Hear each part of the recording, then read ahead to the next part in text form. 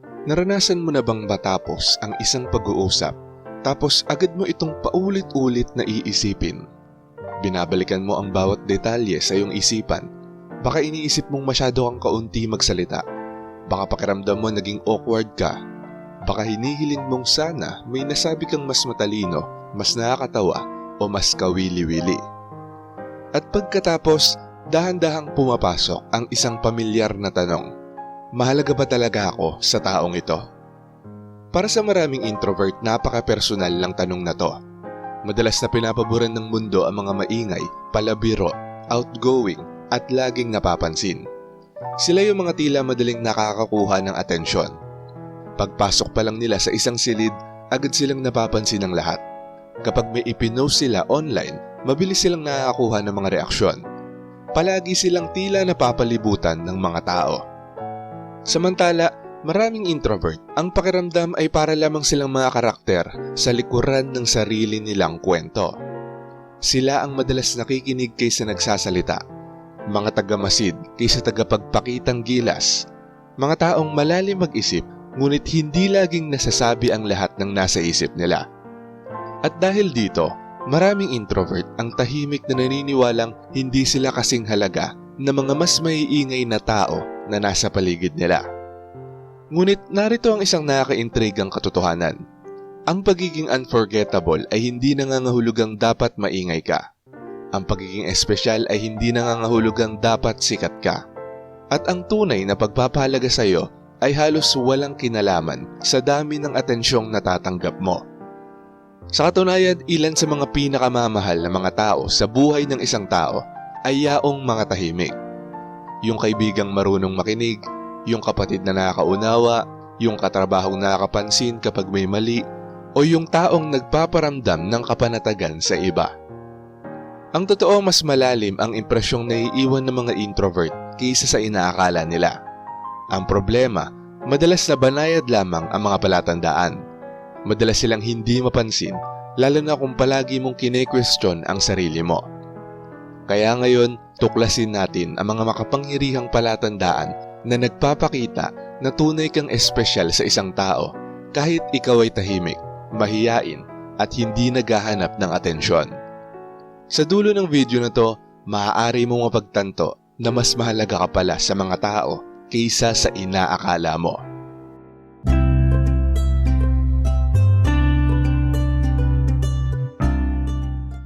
Number 1, binibigyan nila ng puwang ang iyong katahimikan sa halip na punuin ito. Karamihan sa mga tao ay takot sa katahimikan. Isipin mo, naranasan mo na bang nasa isang pag-uusap ka at tumagal lang ng 3 segundo ang katahimikan? Biglang may magsasalita tungkol sa panahon, o kaya ay titingin sa phone, o magsasabi ng kung anong pumasok sa isip nila. Madalas ituring ng mga tao ang katahimikan bilang isang problemang kailangang ayusin.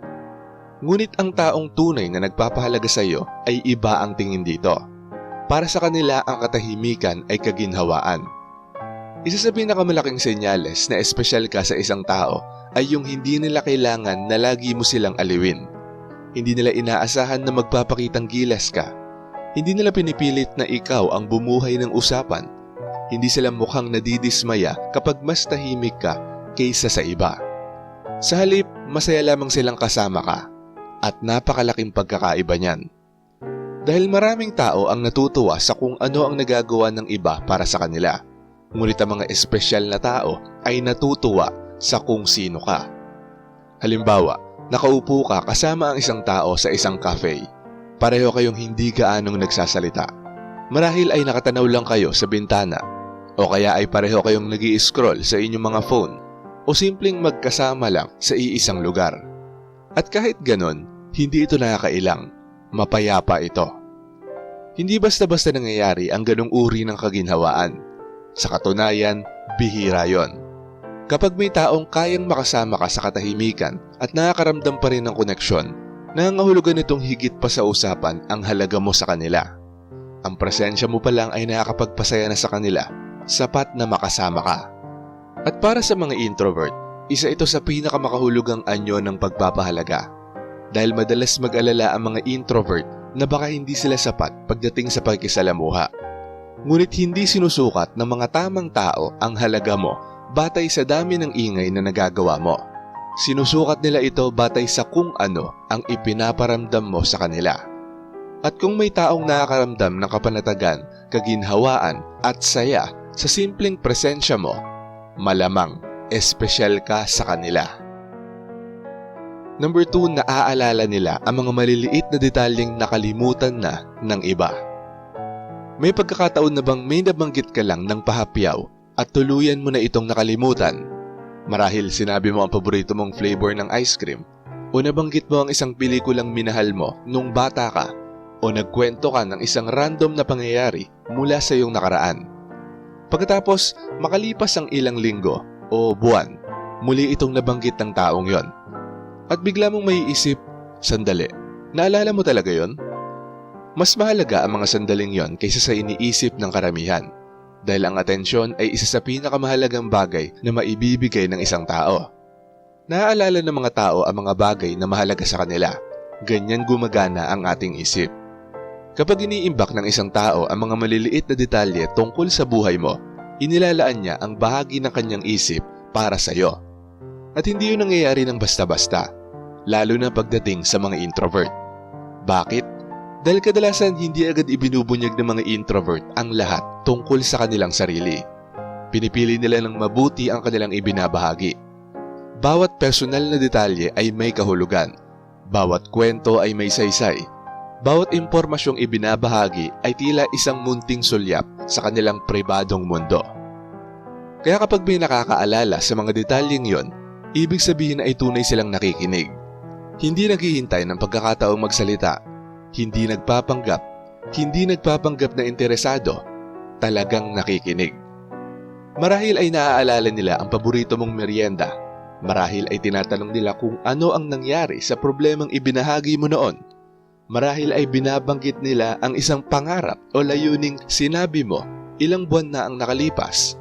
Marahil ay naaalala nila ang isang mahalagang petsa na akala mo ay makakalimutan nila.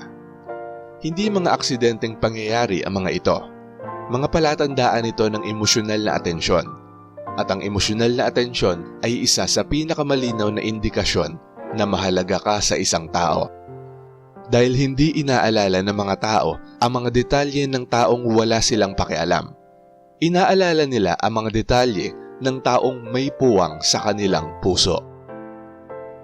Number 3, sila ang unang kumukontak kahit ikaw ay nagtatago sa iyong introvert cave. Maging tapat tayo, karamihan sa mga introvert ay nawawala paminsan-minsan. Hindi dahil sa drama, hindi dahil sinasadya nila, kailangan lang nilang magpahinga mula sa mundo. Pagkatapos ng sobrang pakikisalamuha, stress sa trabaho, obligasyon sa pamilya, o mga responsibilidad sa buhay, umaatras muna sila. Mas maraming oras silang nag-iisa, mas mabagal silang sumagot sa mga mensahe, mas tumatahimik sila. Hindi ito personal, ganito lang talaga sila nagre-recharge ng enerhiya. Ngunit maraming introvert ang lihim na nag-aalala sa mga panahong ito. Naiisip nila, kung titigil akong mga musta, may makakapansin kaya? Masakit na tanong yon. Dahil may bahagi sa kanila na natatakot na baka ang sagot ay wala. Ngunit kapag tunay kang espesyal sa isang tao, may isang kawili-wiling bagay na nangyayari. Napapansin nila kapag wala ka. Hindi dahil maingay ka, hindi dahil lagi kang humihingi ng atensyon, kundi dahil mahalaga ang presensya mo. Kapag may taong nangangamusta sa iyo matapos kang manahimik ng matagal, may mahalaga silang ipinapakita. Parang sinasabi nilang, napansin ko na wala ka. Isipin mo yon. Sa dami ng taong nasa buhay nila, napansin nila yung katahimikan mo. May puwang na naiwan dahil sa pagkawala mo. May bagay na nagbago at sapat ang pag-aalala nila upang makipag-ugnayan. Maaaring simpleng mensahe lang na, "Uy, kamusta ka na?" Maaaring meme na sinend nila dahil naalala ka nila. Maaaring maikling tawag o simpleng tanong kung ayos ka lang. Hindi ang mensahe ang pinakamahalaga. Yung effort ang mahalaga. Dahil ipinapakita ng effort kung ano ang prioridad ng isang tao. Naglalaan ng oras ang mga tao para sa mga bagay na mahalaga sa kanila.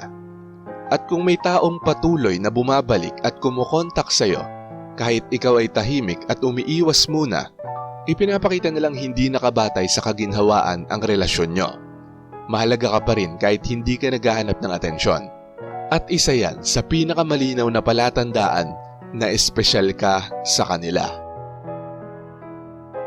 Number 4. Ipinagkakatiwala nila sa iyo ang mga bahagi ng kanilang sarili na hindi nakikita ng karamihan. May isang bagay na hindi napapansin ang maraming introvert. Ang kanilang pagiging tahimik ay madalas na nagpaparamdam ng seguridad sa ibang tao. Napakalaking seguridad. Isipin mo, kapag ang isang tao ay laging nagsasalita, maaaring mag-atubili ang iba na magbahagi ng mas malalim na damdamin. Ngunit ang mga introvert ay kadalasang lumilikha ng ibang bagay. Espasyo. Nakikinig sila, nag-oobserba sila, hindi sila agad humuhusga. At dahil doon, maraming tao ang nagbubukas ng mga bagay sa mga introvert na hindi nila ibinabahagi sa iba. May pagkakataon na bang may biglang nagsabi sa iyo ng kanilang pinakamalaking takot o ng isang personal na pinagdaraanan o ng isang lihim na hindi pa nila kailanman na ibahagi sa iba? Marahil ay nagulat ka. Marahil ay naisip mong, bakit niya ito sinasabi sa akin? Ang sagot ay maaaring mas simple kaysa sa inaakala mo. Dahil pinagkakatiwalaan ka nila. Ang tiwala ay isa sa pinakamalalakas na palatandaan ng emosyonal na kahalagahan. Hindi ipinapakita ng mga tao ang kanilang vulnerable side sa kahit sino lang. Napakalaki ng enerhiyang ginugugol ng karamihan upang protektahan ang kanilang sarili. Tinatago nila ang kanilang mga insecurities, tinatago nila ang kanilang mga hinanakit, tinatago nila ang kanilang mga takot. Maingat nilang pinamamahalaan kung paano sila nakikita ng iba. Ngunit kapag kasama nila ang isang taong espesyal sa kanila, unti-unting bumababa ang kanilang mga depensa. Nawawala ang maskara, lumalabas ang tunay na pagkatao.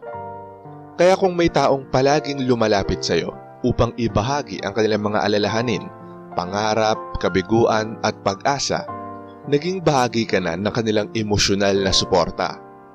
Hindi yun basta-bastang papel. Napakahalaga nun. At ang nakaka-intriga rito ay madalas maliitin ng mga introvert kung gaano kalaking tiwala ang naiipon nila mula sa iba. Iniisip nilang wala silang gaanong epekto dahil hindi sila palaging nagsasalita. Samantalang maaaring tignan sila ng iba bilang isa sa mga pinakaligtas na taong malalapitan sa kanilang buhay. Ang iyong tahimik na presensya ay maaaring siya mismong dahilan kung bakit nauunawaan ng iba ang kanilang sarili. At ang mapagkatiwalaan ng ganon ay isa sa pinakamalinaw na senyales na espesyal ka sa isang tao. Number 5, likas kanilang isinasama sa kanilang hinaharap.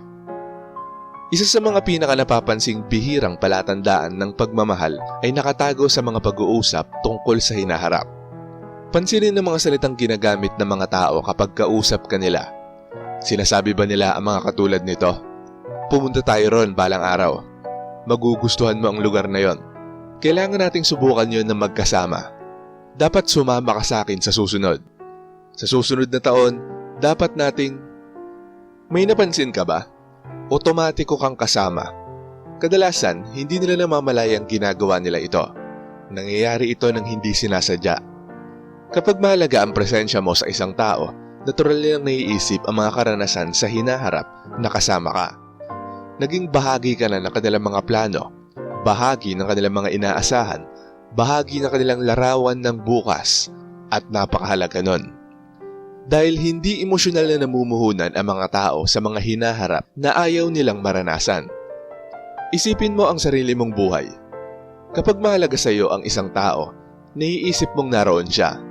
Naiisip mo ang mga pag-uusap sa hinaharap, mga alaalang mabubuo, mga pakikipagsapalaran, at mga mahalagang yugto ng buhay.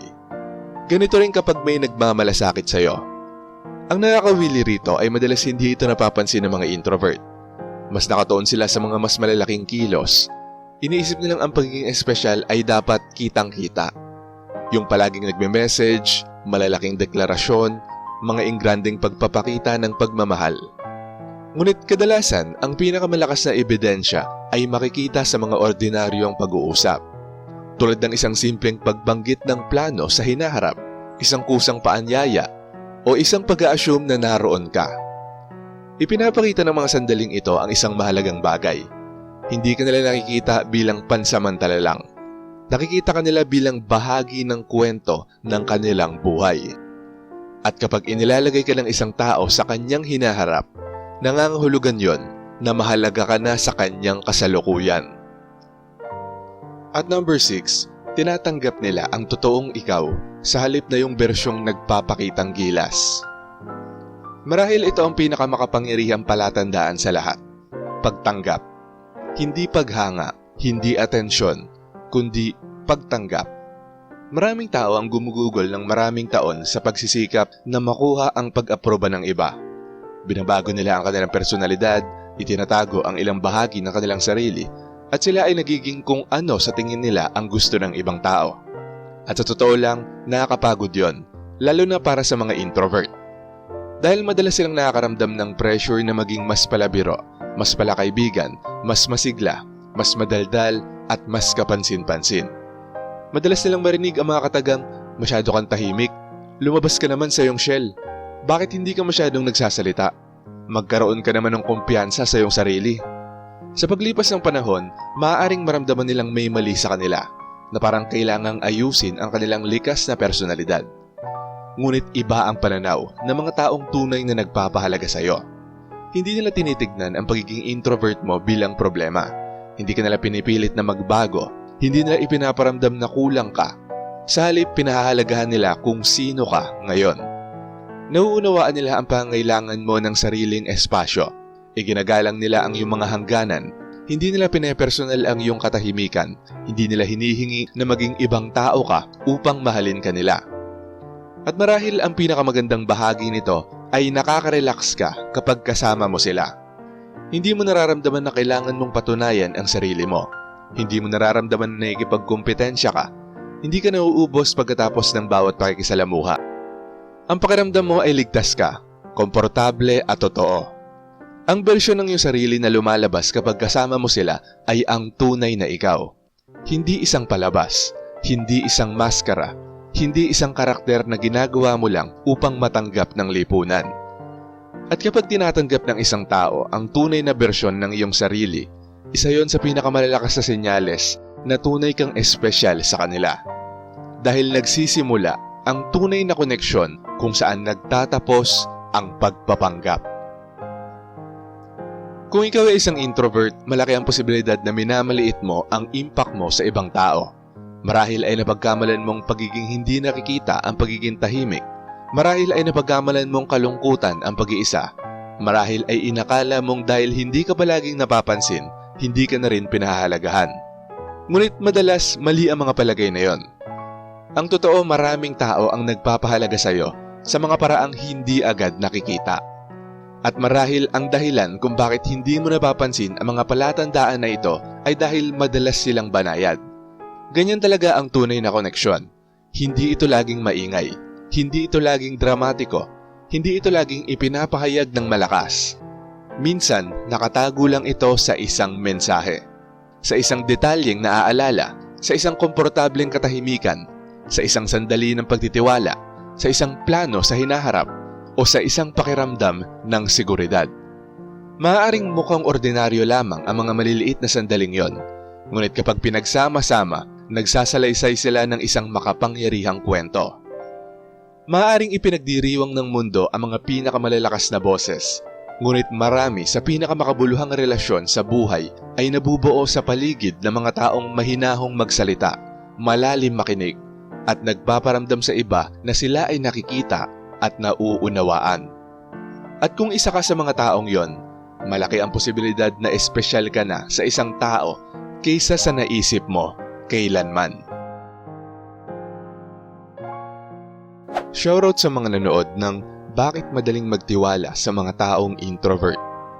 Shoutout kay Rebecca Ogata. Sabi niya, "Good evening Sir AP.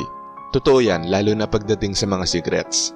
Dahil ginagalang ko yung tao na nag-o-open ng sikreto sa akin.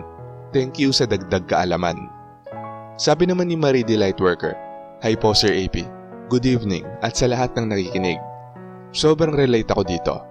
Masabi ko lang, personally may mga ilang tao ang nagtitiwala sa akin.